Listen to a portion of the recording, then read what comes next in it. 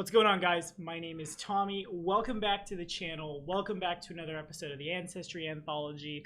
Welcome back to me forgetting to take off my glasses. Today, the man, the myth, the mahogany would like us to talk about, well, Changelings. Another versatile heritage we're seeing in the Advanced Player's Guide. Again, one of the ones I was the most stoked for. We often talk here at the house about like what classes we IRL are, and let's be honest, I'm obviously charisma based by my career choice.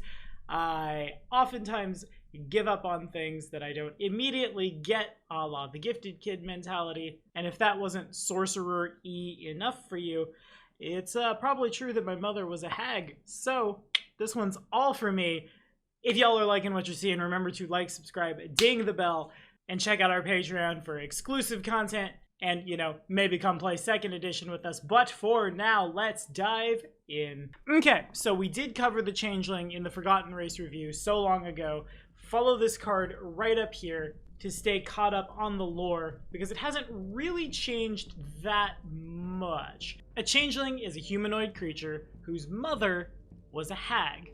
Tales of children stolen away and replaced by monsters exist across countless cultures. Same story here. The hag seduces, uses, and disposes of the father. The child is generally left abandoned in the father's community to be raised amongst them until they hear what's called the call, a literal psychic influence that urges them to abandon their mortal life, join the hag mother's coven, and eventually become a hag themselves. So that's fun.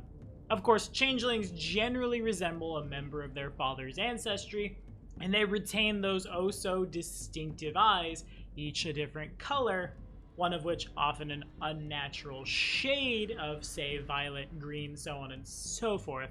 As they come of age, changelings will often manifest things like claws, the ability to see in the dark, and other specific abilities as well. Anyway, like the Damphir, you grab your ancestry, you get all your stuff from your ancestry except your heritage. Instead, you grab this. The Changeling heritage gets you the Changeling trait, low light vision or dark vision, if that ancestry had low light vision to begin with, and a whole slew of Changeling. Let's start with the lineages, shall we? We've got a boatload of them. The Brine May, whose mother was a sea hag, has one sea green or blue eye, and whenever they roll an athletics check to swim, they get a crit success instead. If they end their turn in water without having passed a swim action that round, they don't sink. The current might still move you, but Changeling Wizards, this is what you're looking at. Don't die to 6 feet of water. It's embarrassing. The Calomay comes from a green hag with one vibrant green eye. Mom's manipulative nature and versatile voice gives you an edge when deceiving others, grabbing you Charming Liar for free, and if you roll Deception for initiative, foes in that combat encounter that haven't acted yet are flat-footed against you, so you and the rogue can go rip their kidneys out, right? Easy peasy. The Dream May is a child of a night hag, meaning one of their eyes will be violet or even black.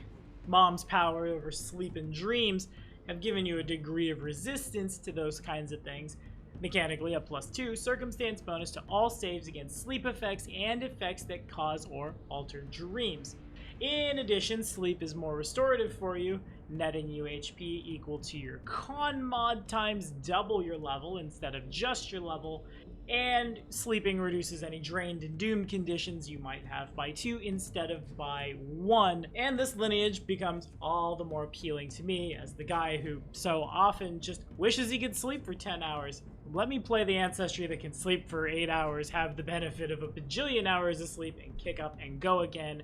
Hashtag millennial probs. Slag May came from the Annis hag. One violet or steel gray eye. You have thick, sturdy claws literally made of cold iron, so that's fun, that grow naturally from your body, giving you a claw unarmed attack that deals a d6 of slashing damage.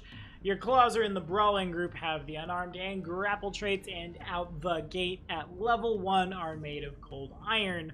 So in any campaign where you're expected to fight off a horde of sprites flying around shooting twigs at you, yeah, not bad. Changeling lore gets you trained in deception and occultism, or other things if you have them from a background or your class, as well as hag lore indeed. Hag claws gets you the weaker 1d4 slashing normal scary long fingernails. And these can develop at any point in your life, so you can grab this anytime you could get an ancestry feat, but you can't retrain out. Once you've got it, the scars are there evermore. Hag's Sight, of course, gets Changeling Dark Vision at 5th level. Let's just go ahead and make things super mechanical. Not just flavor text here, called indicates that your character has heard the call and is constantly resisting that demand, which nets you a +1 circumstance bonus to will saves against mental effects, because you're constantly straining mentally, right? If you roll a success on your save against a mental effect that would make you controlled, it's a crit success instead. Mist Child, when you are concealed or hidden, increase the DC of the flat check to target you to 6 if you're concealed, or 12 if you're hidden. At 9th level, Accursed Claws, when you get a crit success with a claw strike, so like a changeling druid that turns into a bear, neato. The target takes an additional d4 persistent mental damage, and occult resistance says you get a +1 circumstance bonus to all saves against occult effects, aka all saves against Cthulhu. Fun. You at 13th level, Hag Magic. Choose one common spell of 4th level or lower from those available to a coven, including the spells contributed to a coven by a hag of your mother's type. You can cast this spell once per day as a 4th level occult innate spell. Neat. Spells available to all covens are Augury, Charm, Clairaudience, Clairvoyance, Dream Message, and Illusory Disguise. The eligible spells granted by the most prominent types of hag are Acid Arrow or Water Walk for the Sea Hag. The Green Hag gets Entangle, Outcast, Cursed, and Wall of Thorns. Annis Hags get Earthbind, and Nightmare for the Night Hag. Now, I oftentimes will rag against ancestries that only get spells once a day. Several of these actually are pretty darn good if you only have them once a day. Do I want a once a day charm? Probably not. But a once a day augury? Yeah, sure. Let me see if opening this door is a bad idea once a day. Once a day Wall of Thorns, though not as explosive as it was in older editions, is still a combat changer. Probably a combat winner. Nightmare once a day is probably the only time you need it. When they're going to sleep, hit them with it. Super good. Now, the reason I'm the most excited for the Changeling Ancestry is because, well, me personally, though certainly as a GM, I will roleplay characters that are not my gender. As a player, I often feel a little uncomfortable doing that. I don't know, that's probably something I need to explore on my own, but I do like that the accessibility blade of 2nd edition cuts both ways here. Before, changelings were locked to human females, and now the son of an orc and a changeling could very well exist, and I think that's really cool. It lets us tell a bunch of different stories, and it prevents humans from being just like the weird seduce everything of the setting that they often have been. Anyway, if I were to play this again, there's a lot of stuff here that lets you hedge your bets against the Fae. Having a cold iron strike from level 1 is huge. I guess demons too, huh? Didn't think about that. Yeah, if you're playing Wrath of the Righteous in 2nd edition and you're not brewing up mythic stuff, because I don't even know what that looks like, being able to hit a dretch for value seems real good. Have I jammed for changelings? No, still haven't after all these years. But one of the things I like the most about the Changeling and truly all of the versatile heritages is the lineages that are just jammed in from jump. Though I guess like some of the outsidery ones will be waiting on splat books for that very specific entity that they want to have sprung from.